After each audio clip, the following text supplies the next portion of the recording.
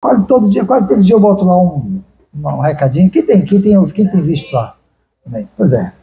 Ali, você pode compartilhar também, tá? Se falou algo ao teu coração, compartilhe, né?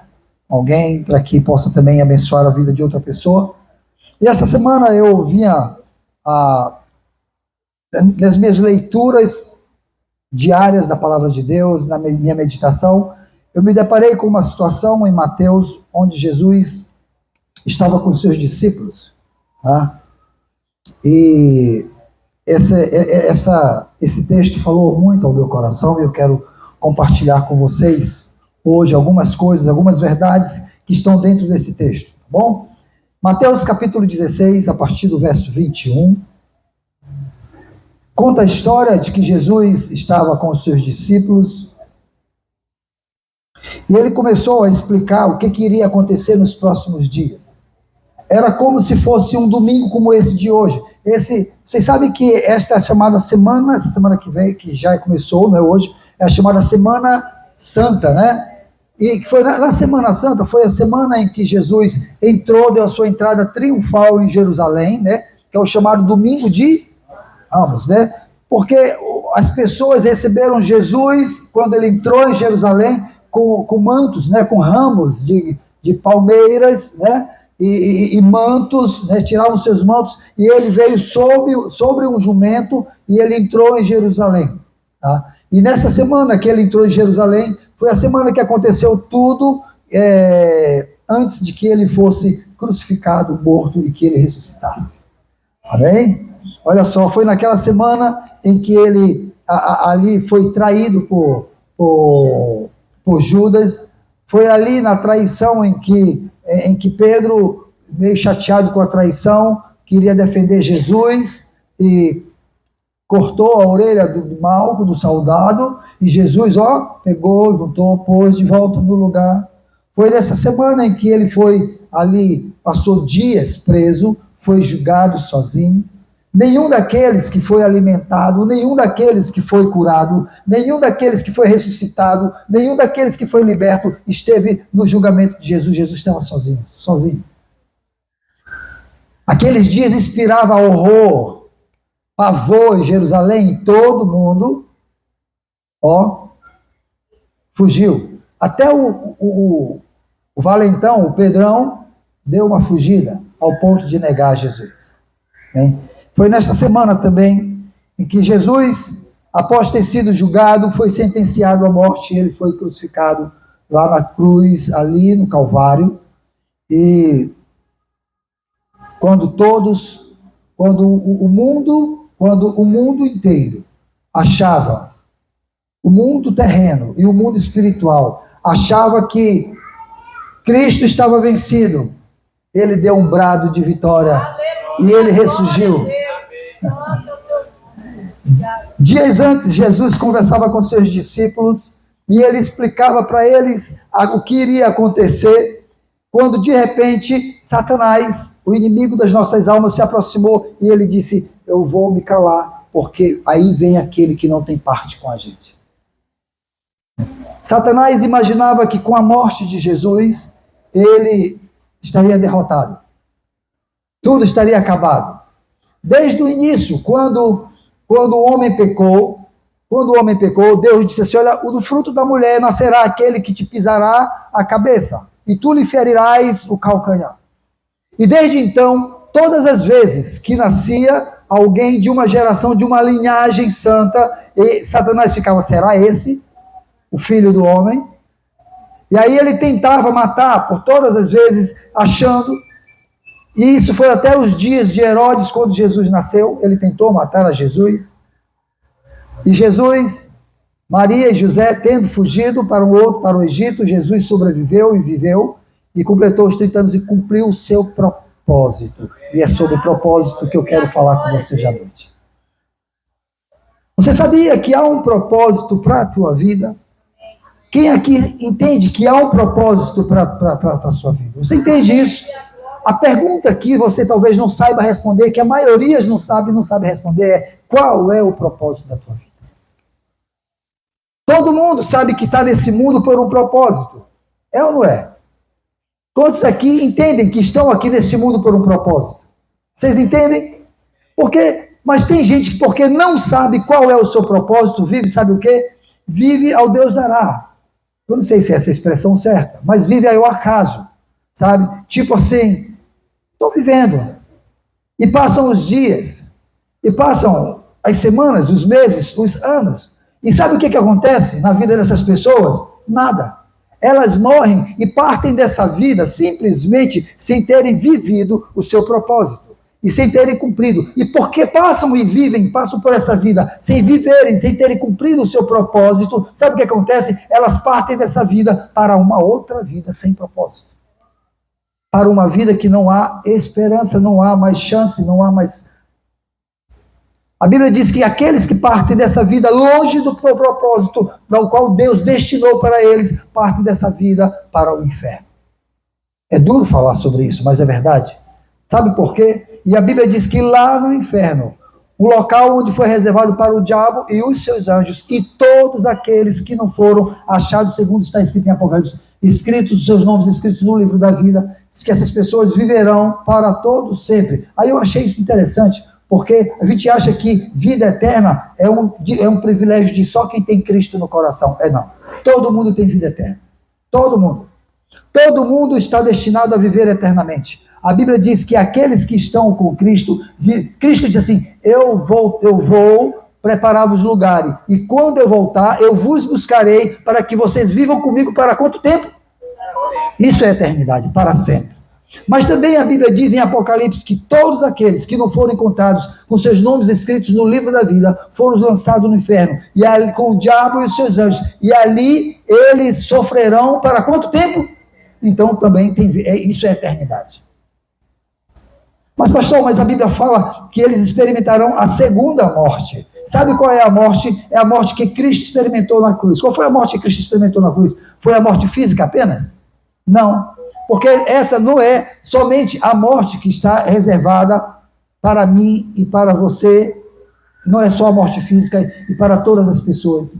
Existe uma outra morte, que é a chamada morte espiritual. E sabe o que significa a morte espiritual? É quando você parte dessa vida sem Cristo no coração e vive eternamente distante de Deus.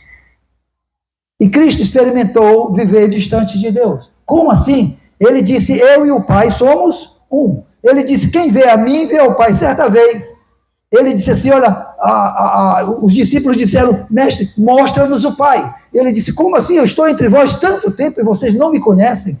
Ele disse, quem vê a mim, vê ao Pai. Porque eu e o Pai somos um. Olha, ele disse, a minha vontade consiste em fazer a vontade do Pai.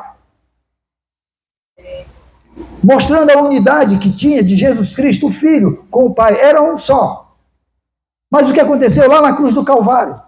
Era cerca de meio-dia. Todos os nossos pecados foram lançados sobre ele, porque ele veio para nos perdoar dos pecados. E Deus pegou o pecado de toda a humanidade e lançou sobre o seu Filho, aquele que não tinha pecado algum. E ele assumiu todos os nossos pecados. E olha que coisa terrível que aconteceu. Era cerca de meio-dia, a Bíblia diz que fez trevas em Jerusalém. Eu já estive com o pastor lá em Jerusalém, já estivemos mais de uma vez lá. E sabe de uma coisa? O sol quando brilha em Jerusalém, brilha. Mas naquele dia, era um dia em que deveria fazer um lindo sol, mas por causa do meu e do teu pecado, que foram lançados sobre Cristo Jesus, sabe o que ocorreu? Fez-se trevas, dense trevas. E Cristo, que não reclamou em momento nenhum, pelo fato de estar pagando o preço pelos nossos pecados. A Bíblia diz que como um cordeiro mudo que vai para o matadouro, assim o Filho de Deus foi para a cruz, para ser crucificado. E ele estando ali, após receber os nossos pecados, sabe o que aconteceu? Deus, ele é o quê? Ele é santo ou não é? E a santidade de Deus tem comunhão com o pecado? Ora, se Deus estava em Cristo, e agora os nossos pecados estavam em Cristo, cabia Deus dentro de Cristo? Não. Sabe o que aconteceu? Por causa dos nossos pecados, o Pai se ausentou do Filho. E sabe, é isso que está destinado para quem vai morrer nesta vida em pecado, sem receber a Cristo. Sabe o que vai acontecer? Vai haver uma separação eterna do Pai, de Deus, para com aquelas pessoas que partirem dessa vida. Tudo porque não viveram uma coisa, não viveram um propósito. As pessoas, por não saberem o seu propósito de vida, elas vivem de qualquer jeito. Diz assim o texto. A partir daquele momento, verso 21, está aqui já? Aqui. A partir daquele momento, Jesus começou a explicar aos seus discípulos que ele tinha que ir para Jerusalém e sofrer muitas coisas nas mãos dos anciãos, dos chefes dos sacerdotes e dos mestres da lei, bem como ser morto e ressuscitar no terceiro dia. Eu acho interessante porque Jesus disse tudo o que ia acontecer. Ele disse, olha, eu vou sofrer, eu vou padecer, eu vou ser morto, mas ele disse assim, mas eu também vou ressuscitar. E parece que as pessoas, Jesus fala as coisas para a gente, a palavra de Deus fala as coisas para a gente não presta atenção no que a palavra de Deus nos fala, porque dias depois, quando ele havia sido morto, sepultado, os discípulos estavam o quê? Chorando. Ora, ele não disse que ia ressuscitar? Eles tinham que fazer o quê, os discípulos? Aguardar a hora. Ele disse que vai ressuscitar. Se ele disse, porque todas as promessas que Jesus fez, ele cumpriu. Meu querido, deixa eu te falar uma coisa, não há uma promessa que Jesus Cristo tenha feito a teu respeito que não se cumprirá. Então, eu não sei por que às vezes você se desespera quando as coisas demoram a acontecer. Se Jesus prometeu, meu querido, aguarde, vai acontecer. Só que não é no teu tempo, não é da tua forma, não é da tua maneira, mas vai acontecer. Então, diz aqui que ele disse assim, olha, eu vou ressuscitar no terceiro dia, verso 22. Então Pedro, chamando-o à parte, Pedro disse, Senhor, vem cá, vem cá. Começou a repreendê-lo, dizendo, Senhor, nunca, Senhor. Isso nunca irá acontecer contigo. Era com Pedro, disse assim, Pedro começou a ouvir Jesus falando, Jesus dizendo assim, olha gente, eu vou entrar em Jerusalém, eu vou ali, eu vou padecer na mão dos sacerdotes, eles vão me crucificar, eu vou morrer, eles vão me maltratar, eu vou morrer, mas eu vou ressuscitar no terceiro dia. Pedro olhou e disse assim, o mestre não está batendo bem, ele está variando. Isso nunca vai acontecer, porque eu não vou deixar. Vem cá, Senhor, vem cá, Senhor. A intenção de Pedro era mal ou era ruim? Quando ele disse, isso nunca vai acontecer. Ora, Pedro estava cuidando do seu Senhor, do seu mestre. Ele disse, Senhor, isso nunca vai acontecer, isso nunca acontecerá contigo. Então Jesus virou-se e disse a Pedro, para trás de mim, Satanás. Ele disse, para trás de mim, Pedro? Não, ele disse o quê? Para trás de mim, Satanás, você é uma pedra de tropeço para mim, pois não pensa nas coisas de Deus, mas nas coisas dos homens. Ele falava com Satanás. Então Jesus disse aos seus discípulos, olha, escutem bem o que eu vou dizer a vocês, se alguém quiser vir após mim, negue-se a si mesmo, tome a sua cruz e siga-me. Pois quem quiser salvar a sua vida, a perderá. Mas quem perder a própria vida por minha causa, a encontrará. Pois que adianta ao homem ganhar o mundo inteiro e perder a sua vida? Ou o que dá o homem em troca? O que poderá dar o homem em troca da sua vida? A pergunta que eu faço é por que a maioria de nós não consegue cumprir os seus propósitos, ou atingir os seus objetivos, ou pelo menos entender quais são os seus propósitos, ou pelo menos ter um objetivo na vida? A resposta está numa única coisa, chamada distração. Olha para a pessoa que está do seu lado. Diga assim, olha para mim. Diga assim, não se distraia. Diga assim, Jesus quer falar contigo hoje. Então, não se distraia. Você sabia que a distração rouba muito da gente? Rouba muito da gente. E é disso que eu quero falar, sobre propósito e sobre o que te faz fugir do teu propósito, e isso chama-se distração. Há uma frase escrita no livro do C.S. Lewis, que a carta de um diabo ao seu aprendiz. Já ouviram falar desse livro? A Carta de um Diabo ao Seu Aprendiz. É um livro do escritor C.S. Lewis, um escritor evangélico. Há uma frase lá que ele diz assim, olha, a estrada mais segura para o inferno é a gradativa. É a ladeira suave, o solo macio, sem curvas acentuadas, sem marcos e sem postes indicadores. Eu, nessa última viagem que eu fiz com a pastora, nós íamos numas curvas, e aí eu engatava estava lá numa sexta no caminhão, e reduzia para quinta, e reduzia para quarta. Mas visivelmente parecia que a gente estava descendo. Aí eu disse para ela, tu sabia que a gente não está descendo? Ela disse, claro que está, olha aí, é uma descida. Não é, é uma subida. Ela, como? Mas olha aqui, eu estou vendo uma ladeira de tudo. É o que tu imagina, isso aqui a gente está subindo. E o carro pedia mais marcha, e reduzia, e reduzia. Aí quando subia no topo da ladeira, mas a gente não sentia que estava subindo, porque a ladeira, ela não era assim. Ela era assim, ó. Sabe? O caminho da distração, ele é assim. O caminho do fracasso é assim. Ele não é um caminho que demanda muitos esforços. Ele não tem muitas placas. Não tem muitas curvas acentuadas. Você vai feito faca na melancia. Você vai leve. Não é assim. Poxa, é assim, faca na melancia não entra fácil. Você vai fácil. Você vai fácil. E quando você vê, você já está no final. Assim são as ladeiras da vida. Sabe? Você vai, e é fácil. Ladeira é coisa fácil de descer, né? Diz que tem um ditado que diz assim, que, como é que é? Assim, olha, é mais fácil do que empurrar velho ladeira abaixo, né? Não tem um ditado que diz assim, maldade, um negócio desse, né? Empurrar um Lisboa ladeira abaixo, isso é maldade. Isso é maldade, o negócio desse. Entendeu? Mas olha só, quando eu e a pastora descíamos as serras, que as ladeiras, diz assim, declive acentuado, cuidado, engrene a marcha, verifique os freios, use freio motor, era tanta placa. Aí a gente ficava ali, reduzia o caminhão carregado, e a gente ia devagarzinho, descendo aquelas curvas, e a pastora dizia assim, olha filho, olha o abismo lá embaixo, não me pede para olhar, não me pede para olhar. Eu digo, ele já ia, e aquelas curvas na serra, e aquela coisa toda, tá? E a gente descendo. Mas sabe de uma coisa? Como era uma ladeira muito íngreme, muito acentuada, a gente tomava cuidado. Mas quando as ladeiras eram suaves, a gente ia leve. A gente ia embora, eu engatava até a sexta, e o caminhão, que é para andar 190, chegava a 110. E eu era o poderoso da estrada. Pense, não aparecesse um gato na frente que não tinha como parar. Mas olha só, mas porque era fácil.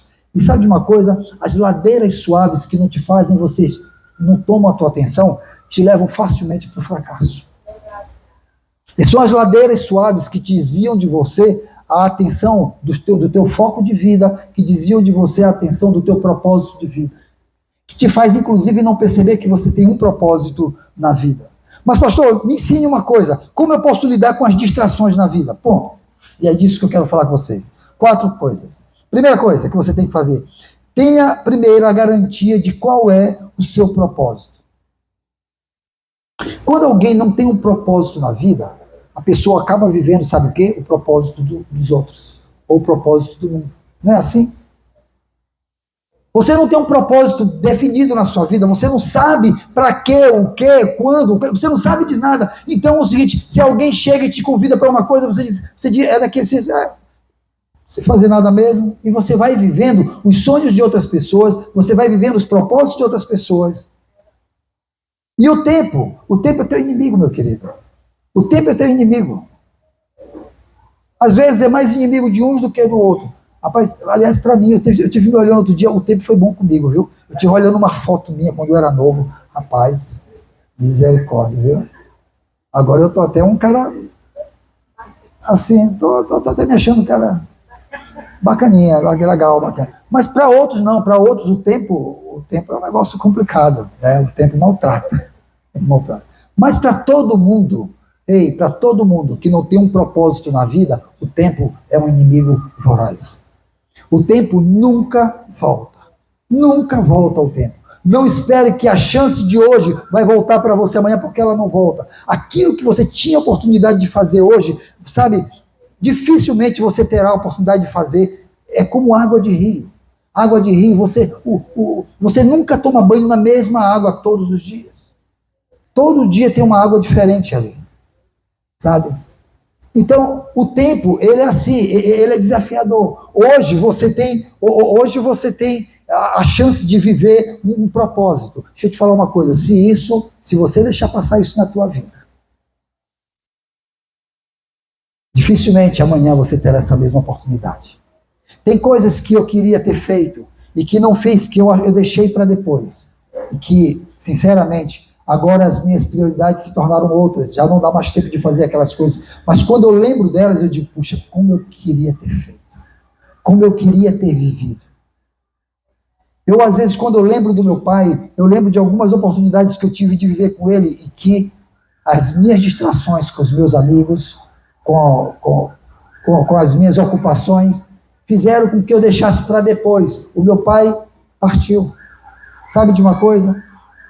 Eu nunca mais vou ter a chance de viver aquilo que eu queria ter vivido com meu pai. Nunca mais. E quando eu estava preparando essa mensagem, eu lembrei dos meus filhos, lembrei dos meus netos que estão hoje por aqui, estão ali na salinha. Eu digo, poxa, para aí, eu tenho que parar para refletir nisso. Eu tenho levado a pastora nas viagens, sabe por quê? Porque às vezes eu planejo fazer uma viagem com ela, mas só que o tempo está passando e eu tenho que trabalhar. E eu digo, capaz, quer saber de uma coisa? Eu vou viver isso agora com ela. Vamos. A gente tem um sonho de encerrar os nossos dias de vida na estrada. Motorhome, tá? Quem conhece a gente sabe que a gente tem esse sonho. Por isso que a gente nunca comprou um negócio de uma casa, assim, a gente quer investir para comprar um motorhome, e quando a gente aposentar, e aí a gente vai dizer tchau para vocês aí, vocês, né? Deus vai levantar alguém, uma outra pessoa, e aí vocês, gente, porque só vocês querem se aposentar? Só vocês se querem, o pastor não pode ter esse tempo sabático com a família? Esses dias, a Val conversando comigo, ela disse, pastor, eu sei que tem alguns dias que eu não vou na igreja, eu posso não ir, mas o senhor não, o senhor não pode viajar, tem que ficar aqui. Que coisa, Val. Deixa eu passear também. Mas é isso. E sabe de uma coisa? Antes que chegue esses dias, eu já estou na estrada fazendo test drive com a pastora. Né? A gente está aqui, a gente vai para cá, vai para lá. E todas as vezes que eu tiver que viajar, se eu puder, eu ponho ela de minha filha, entre na cabine do caminhão. E é divertido. Tem dia que a gente dorme grudadinho dentro da cabine, tem dia que a gente dorme com muriçoca, um lado do outro, tem dia que a gente dorme no hotel e tem dia que a gente nem dorme. Mas é uma aventura, né, amor? É gostoso. Vocês estão entendendo? Mas o tempo é inimigo. E se eu não entender, se eu não tiver a garantia de qual é o meu propósito, de qual é o propósito da minha vida, e por isso eu fiz um exercício, eu fiz algumas anotações daquilo que eu digo assim, não, esse é o propósito da minha vida. Você já algum dia marcou um propósito da sua vida? Se eu chamar você aqui na frente e dizer assim, pastor, o propósito da minha vida é bem definido, é esse. Sabe, quando eu disse para você que se você não tiver claro qual é o propósito da sua vida, você viu o propósito dos outros, isso me fez lembrar da história de um amigo meu, que é missionário hoje, ele é missionário hoje na Índia, e esse amigo, logo cedo, nós éramos jovens e servíamos a Deus ali na igreja, na nossa juventude e tudo, e eu conheci aquele rapaz, e ele disse assim, eu tenho um propósito na minha vida, eu serei missionário na Índia. E ele era adolescente. Naquela época, nós não tínhamos acesso a muitas coisas, enfim, quando ele terminou o ensino médio, todo mundo entrou na faculdade, fazendo engenharia, fazendo medicina, fazendo humanista, administração e tudo. Aquele jovem não, aquele jovem fez missões transculturais. E quando todo mundo tinha como propósito aprender um outro idioma, e todo mundo estudava inglês e espanhol, alguns ainda estudavam aqui e acolá um francesinho, o IBC, tá? Mas ele não, ele estudava o mandarim, sei lá como é que é lá da Índia. Eu não sei como é que é lá o nome do idioma dele. Hindu. Era o que ele estudava. Ele estudava o hindu.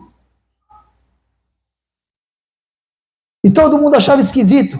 Ele dizia não, porque no ano X, ele tinha um ano, ele disse, no ano X, eu estarei na Índia evangelizando as pessoas lá. Esse é o meu propósito. E eu lembro que entre nós tinha uma moça muito bonita, talvez a mais bonita entre todas as moças. E todos os rapazes da época tinham naquele olhar diferente. Poxa, se ela me desse bola, né? Nossa, todo mundo tinha aquele olhar. E eu lembro que quando aquela jovem, um belo dia, começou a se aproximar daquele jovem, daquele rapaz, e começou a se aproximar dele, e um dia ela se declarou para ele. Nós estávamos na praia, tinha começado a inaugurar esse negócio de litorânea, e estávamos lá na praia, e todo mundo jovem, era o point da época, e a gente ia para lá, e de noite ficava jogando bola e tudo aquele negócio. E eu lembro que aquela jovem, assim, do nada se declarou para ele. E eu lembro, nunca esqueço a pergunta que esse jovem fez àquela jovem. Ele disse: daqui a tantos anos, onde é que você quer estar?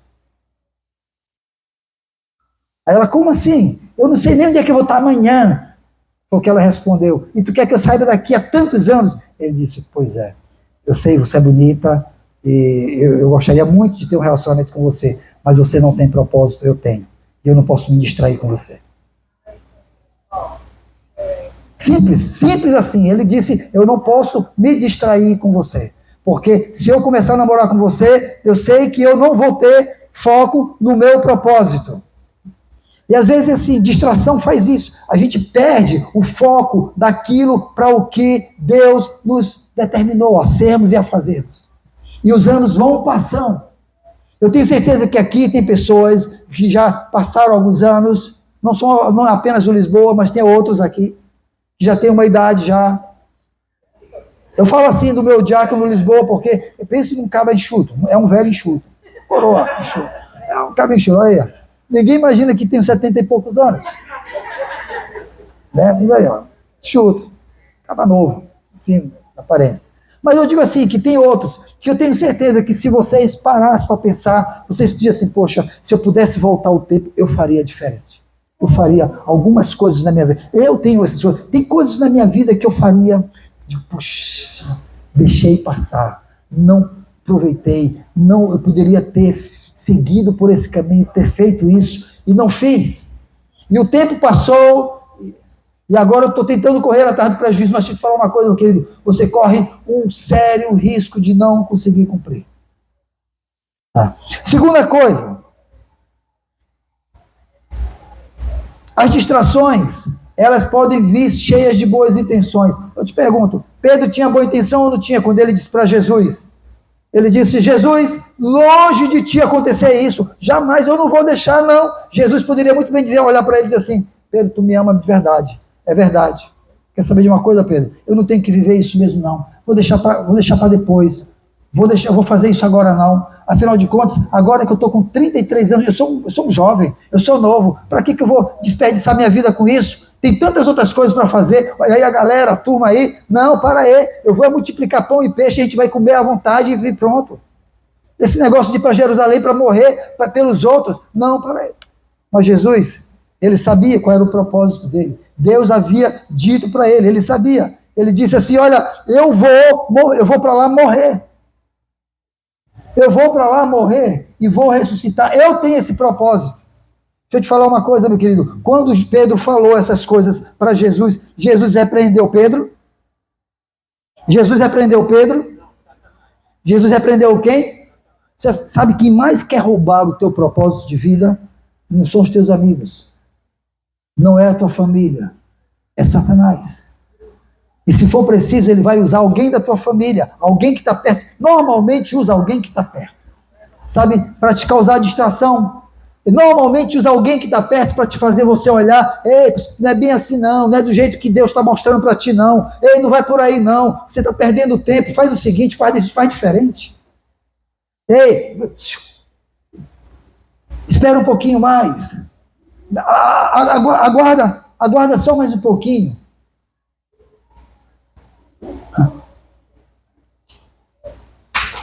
Hoje eu tinha muita coisa para preparar. Olha só o que é distração de propósito. Eu tinha muita coisa para preparar hoje aqui, para poder ter esse culto aqui. Eu tinha que dar uma finalizada nessa palavra, eu tinha que preparar algumas coisas do som aqui, a gente tinha que fazer algumas coisas. Eu trabalhei até quase de manhã, passei a noite trabalhando, eu precisava descansar um pouco, pelo menos, entendeu? E tudo e tal. Mas aí, meus netos estavam aqui, a Baby estava aqui, o Caleb estava aqui, todo mundo. Qual foi a distração? Vamos para a praia, todo mundo? Eu tinha alguma coisa errada em ir para a praia? Não, estava tudo certo. Mas eu tinha um propósito. Agora eu pergunto, quando me convidaram para ir para a praia, o propósito era bom ou não era bom? A intenção era boa ou não era? Era. Então vamos, se distraia um pouco, relaxa, descansa.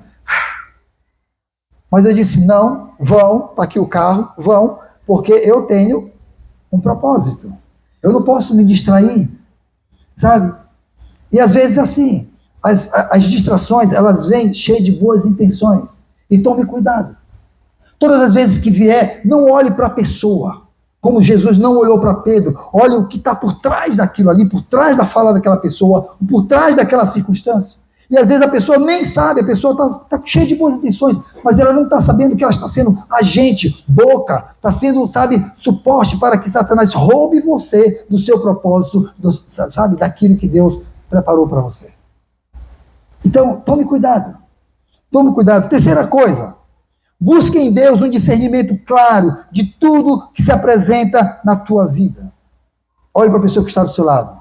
Diga assim, nem tudo que reluz é ouro.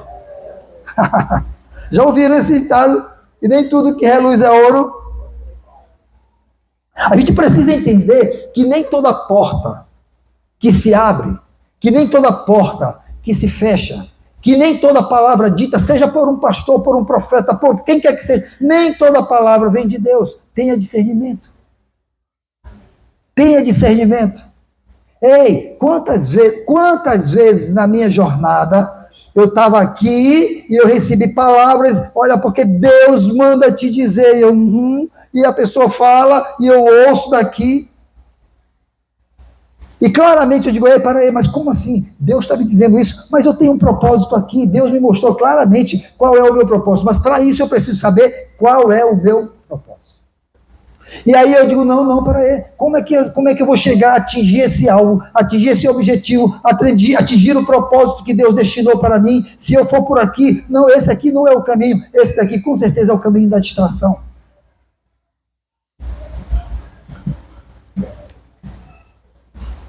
Quantas vezes no propósito de Deus colocou nos nossos corações de termos esse trabalho, de termos aqui essa igreja, vocês como igreja, me vieram portas que se abriram, disseram assim, opa, tem uma oportunidade para ti, tá, ali, tem uma oportunidade para ti ali, acolá e tudo e tal, e eu precisaria abrir mão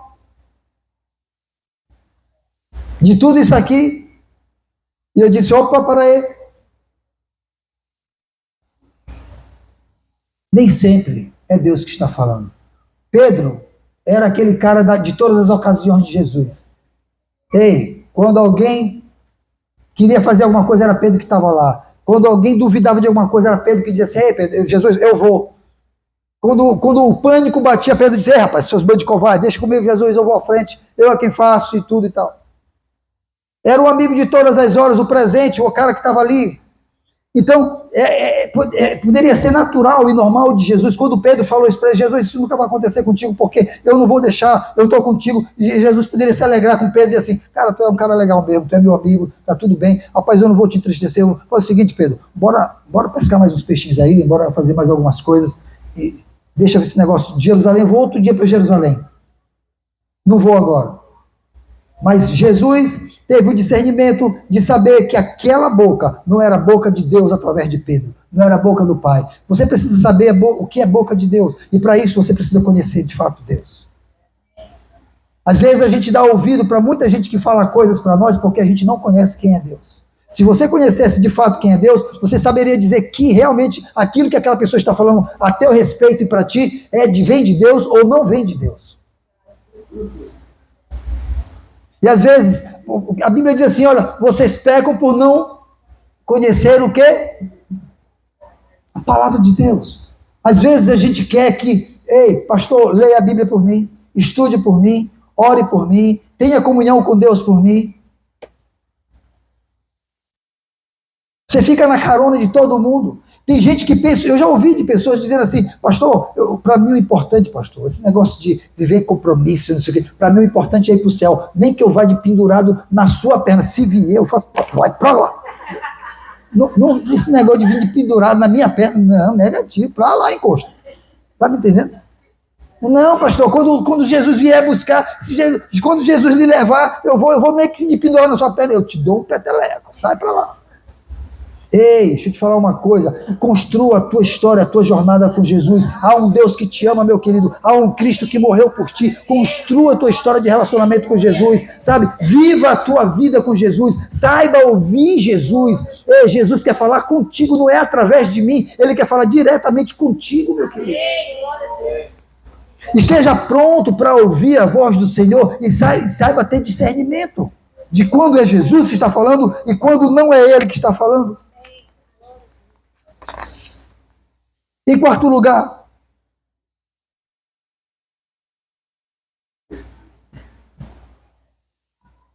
saiba que o padrão de conquista do mundo não se iguala ao de Deus. Ah, pastor, eu preciso saber qual é o meu propósito no mundo. Tem muita gente que está lutando, achando que o seu propósito no mundo é fazer, sabe o quê? É ter. Pastor, o meu propósito nesse mundo é estudar. E depois, meu filho, estudar. E depois estudar.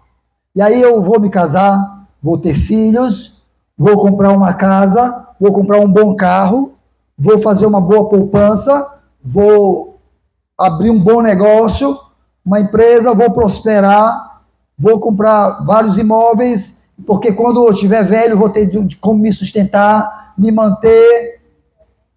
Ei, sejam honestos aqui comigo. Me diz, essa não é a maioria da jornada de vida de todo mundo? Pelo que as pessoas estão aí brigando, matando, lutando? Não é para ter? Não é verdade? Não é para ter? Por que é que você acorda cedo? Sabe por quê? Porque você quer conquistar o real do dia. Ó. E você luta. Porque você quer comer, você quer vestir bem, você quer morar bem, você quer ter, sabe? Assim, eu vou casar, eu vou ter filhos, eu vou ter... Meu querido, eu acho isso muito... Isso é bom, mas isso é muito pequeno diante daquilo que Deus tem preparado para mim e para você. Sabe? O modelo de conquista do mundo normalmente está baseado no ter e não no ser. Sabe? Você vale aquilo que você tem e não quem você é. Perde o que você tem e você vai ver realmente quem são os teus amigos. Quem é realmente que está contigo. Quem são os amigos de todas as horas. Perde o que você tem. Perde o status. Perde a colocação.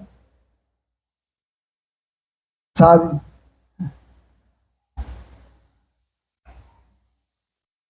Sabe por que eu acho que as conquistas dessa vida são muito efêmeras? Porque eu tenho visto isso o tempo todo na vida de todo mundo. Vocês querem ver um exemplo? Tem um piloto de Fórmula 1 chamado Michael. Rico ou não era rico, cara? Bilionário, não era milionário não, bilionário, trilionário, cara, muito dinheiro. Passou a vida dele todinha correndo, acumulando riquezas. Agora, a riqueza dele não está conseguindo mantê-lo vivo.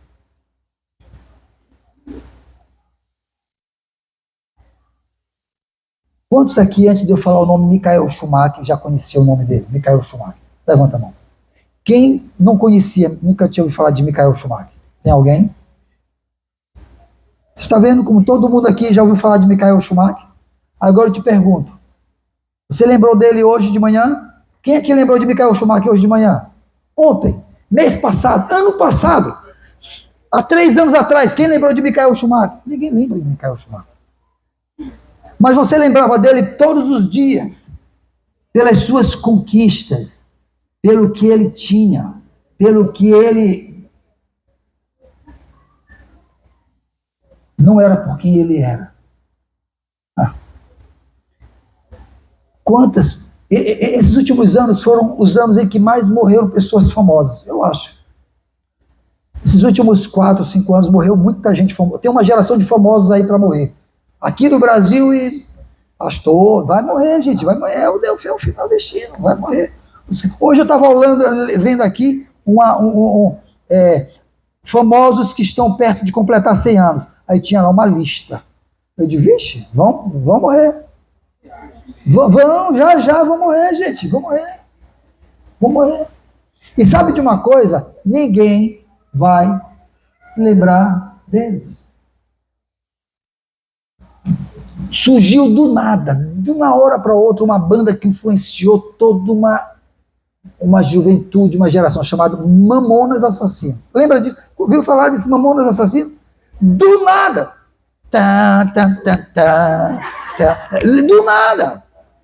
Do nada, Mamonas Assassinos. O pai cantava, a mãe cantava, o vovô cantava, o menino de colo cantava. Letras com duplo sentido, tudo.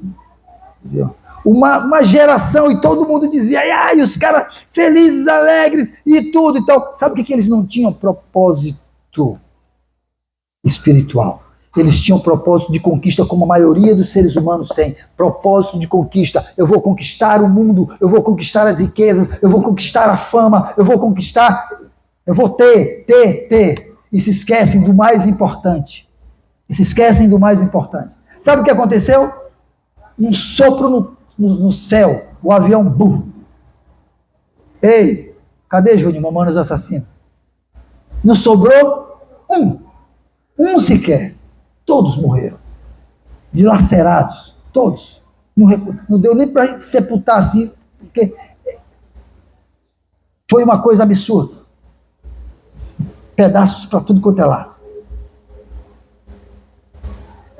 E ninguém lembra de Mamonas Assassinos. Na minha época, eu era um cara que eu assistia os filmes de Elvis Presley. Love me tender.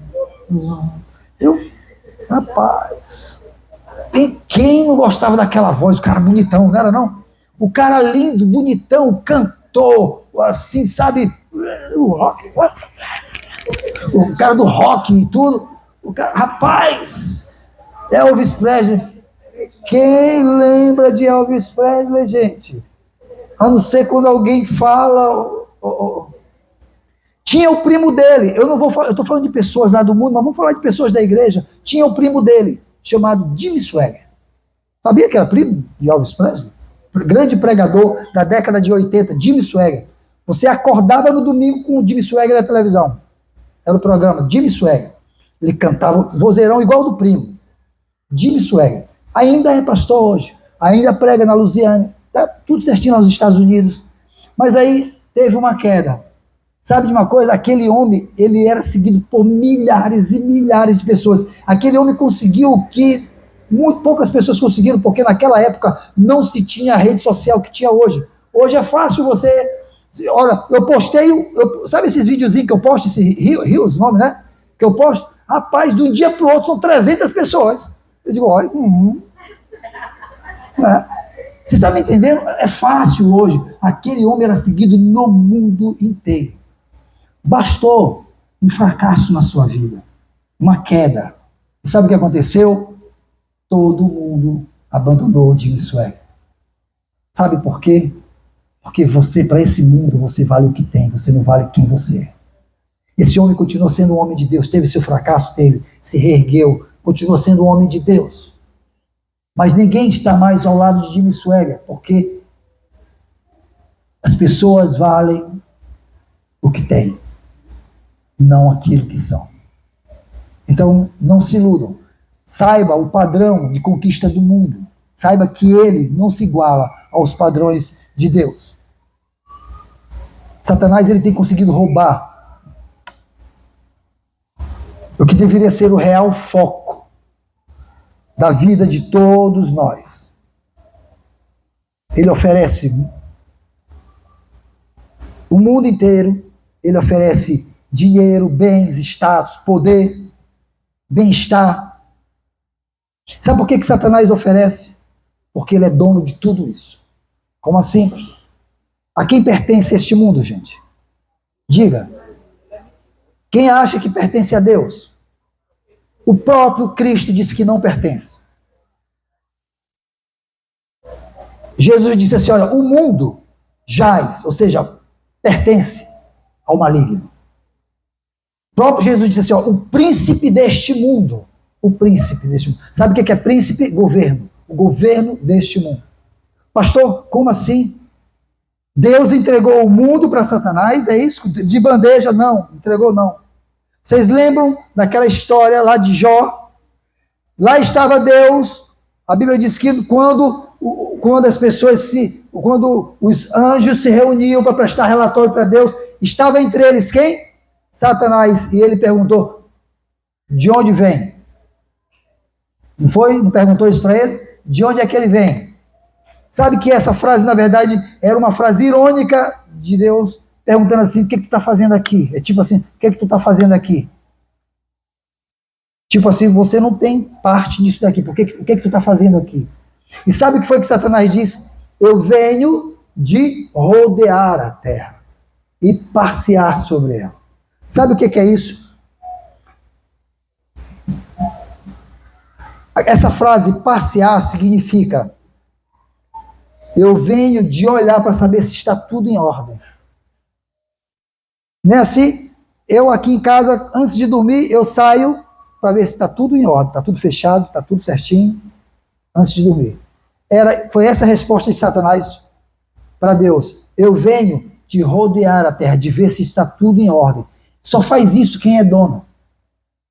Só faz isso quem é dono. Mas ele achava que poderia tomar posse da terra, do mundo. E Deus disse assim, observaste o meu servo Jó? Significa, sabe o quê? Ei, tu te acha dono do mundo, mas enquanto tiver um servo meu lá, que bata de frente com você, um servo meu lá, que não viva os teus propósitos, que não viva a tua vontade, enquanto tiver, deixa eu te falar uma coisa, esse mundo de fato não é teu. Aleluia, Deus. Mas sabe por que ele dizia que era dele? Porque um dia Deus entregou o mundo a quem? A Adão. Lembra? Governe sobre todas as coisas. Não foi isso que ele disse? E o que foi que Adão fez o quê? Adão, pelo pecado, entregou o mundo de mão beijada para Satanás. Por isso que ele se sentia dono desse mundo. E se sente. E sabe qual é a grande guerra dele? É tentar destruir os teus propósitos em Deus. Sabe por quê? Porque enquanto tiverem pessoas com propósito em Deus, ele não se aposta de fato desse mundo. Ah, meu querido, você precisa saber qual é o seu propósito real. E deixa eu te falar uma coisa, o teu propósito real não é as conquistas desse mundo. Eu gosto muito do texto de Filipenses, no capítulo 3, a partir do verso 10, onde Paulo, ele explica isso muito, muito bem. Ele diz, olha, eu quero conhecer Cristo, o poder da sua ressurreição. Filipenses 3, a partir do verso 10. Quero conhecer Cristo, o poder da sua ressurreição e a participação dos seus sofrimentos, tornando-me como ele na sua morte, para de alguma forma alcançar a ressurreição dentre os mortos. Não que eu já tenha obtido tudo isso ou tenha sido aperfeiçoado, mas prossigo para alcançá-lo, pois para isso também fui alcançado por Cristo Jesus. Ele diz assim, irmãos, eu não penso que eu mesmo já tenha alcançado, mas uma coisa eu faço, esquecendo-me das coisas que para trás ficaram, eu avanço para as que estão adiante, eu prossigo para o alvo, a fim de ganhar o prêmio do chamado celestial, da soberana vocação de Deus em Cristo Jesus.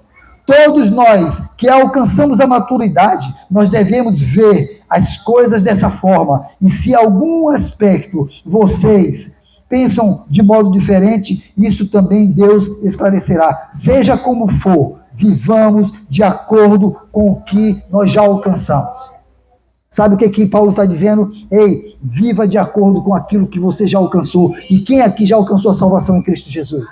Meu querido, se você já alcançou a salvação em Cristo Jesus, viva de acordo com aquilo que você já alcançou. Sabe? Esquecendo-se para as coisas que para trás ficaram. Sabe o que ficou para trás, meu querido? A luxúria desse mundo. Sabe o que ficou para trás, meu querido?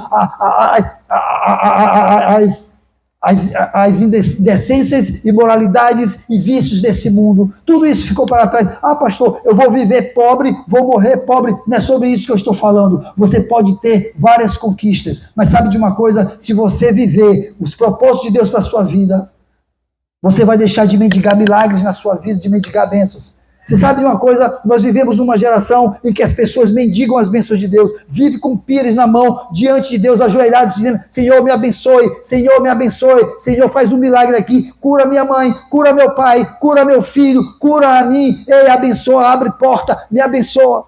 Quando Deus está dizendo: ei, você não precisa viver essa mendiguice.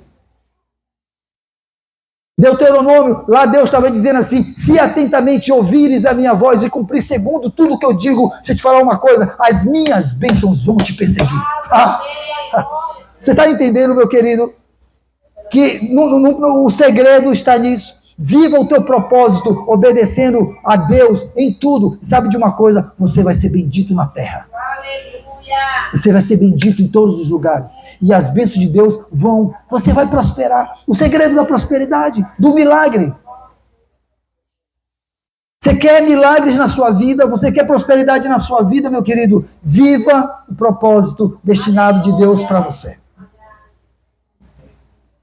Eu quero encerrar contando a seguinte parábola de Jesus, Lucas 12, a partir do verso 16, que diz: contou-lhes então Jesus esta parábola. A terra de certo homem rico produziu muito. Ele pensou consigo mesmo: o que é que eu vou fazer? Eu não tenho onde armazenar toda essa riqueza. Verso 19. E direi, então eu vou dizer a mim mesmo: você tem grande quantidade de bens armazenados para muitos anos. Descanse, coma, beba e alegre-se. Deixa eu te falar uma coisa, meu querido. Tem muita gente que está assim: eu quero conquistar muita coisa, conquistar o carro, a casa, ter muitos bens, ter fartura. Sabe para quê? Para eu armar uma rede na varanda da minha casa, ficar trabalhando, esperar o dia da morte. Para que eu vou trabalhar? Vou ficar só esperando o dia da morte. Isso é vida. A pessoa que vive esperando o dia chegar o dia da morte, apenas desfrutando do que já conquistou na vida, achando que a vida se resume a isso bem aqui, ao que se tem aqui. Contudo, verso 20, Deus lhe disse: insensato. Outra versão diz tolo, outra versão diz burro. Esta noite te pedirão a tua alma. Então, quem ficará?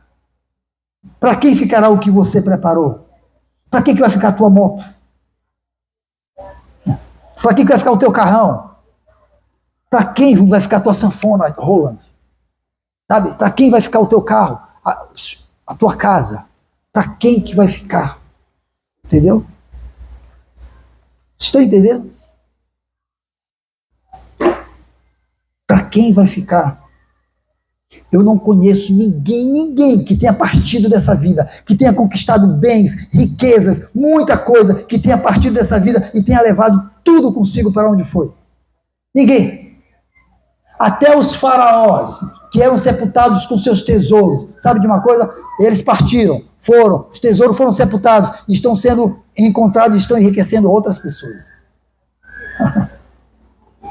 Mas a gente vive para conquistar isso, a gente vive para ter essas coisas. Ei, o que vale na vida é o que eu posso ter. Ei, eu quero ter mais dinheiro, eu quero ter mais recurso, eu quero ter mais casa, eu quero ter mais. E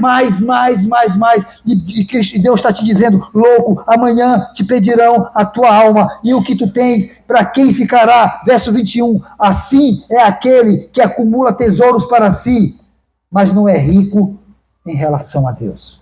Você quer um propósito para a sua vida? Alcance riquezas celestiais. A Bíblia diz, Jesus diz assim: não acumule para vós tesouros na terra, onde a traça corrói, a ferrugem corrói, onde o ladrão rouba, mas acumule para vós tesouros no céu. Guarde com você a seguinte pergunta de Jesus, meu querido. Mateus, capítulo 16, lá no verso 26 do texto que a gente leu.